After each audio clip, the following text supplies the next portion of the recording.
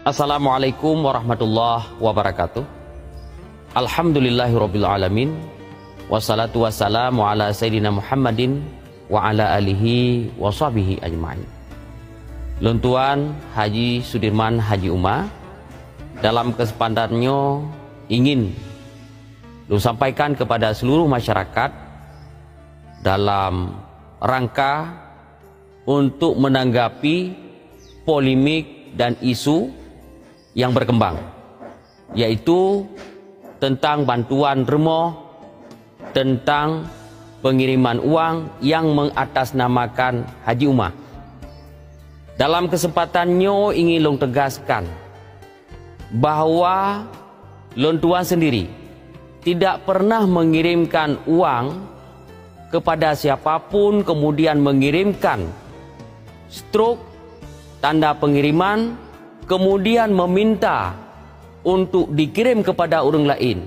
Contoh ji, kirim peng 1.500.000, tertulis bak setruk atas nama Haji Sudirman kepada seluruh orang, lalu kemudian orangnya ngetelpon kepada penerima, you kirim atas nama nomor rekening lain sebanyak misalnya 500.000. Itu adalah penipuan pekerja atau yang dikerjakan oleh mafia.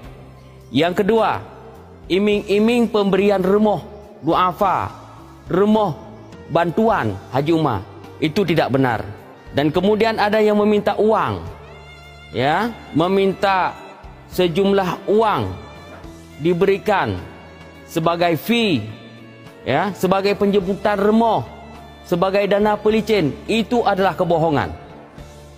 Tidak pernah dan hanya pernah katanya tak gelontorkan bantuan kepada masyarakat lalu meminta bantuan terhadap rumah duafa atau bantuan-bantuan modal lainnya.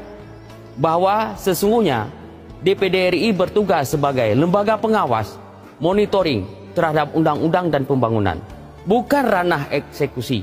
Hati-hati dengan penipuan, hati-hati dengan memanfaatkan nama seseorang untuk kepentingan kelompok, kepentingan personal untuk memperkaya diri.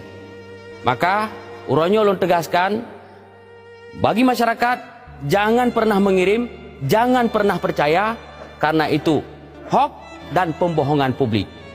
Ingat, jaga diri baik-baik, percayakan sesuatu kepada hukum, dan ketika laginya penipuan, segera laporkan kepada kepala desa, segera laporkan kepada polsek atau kepolisian terdekat, karena itu modus penipuan. Mudah-mudahan kita akan selamat daripada penipuan-penipuan yang dilakukan oleh oknum ataupun oleh mafia yang menggunakan landasan, yang menggunakan cara apapun demi untuk keuntungan dirinya.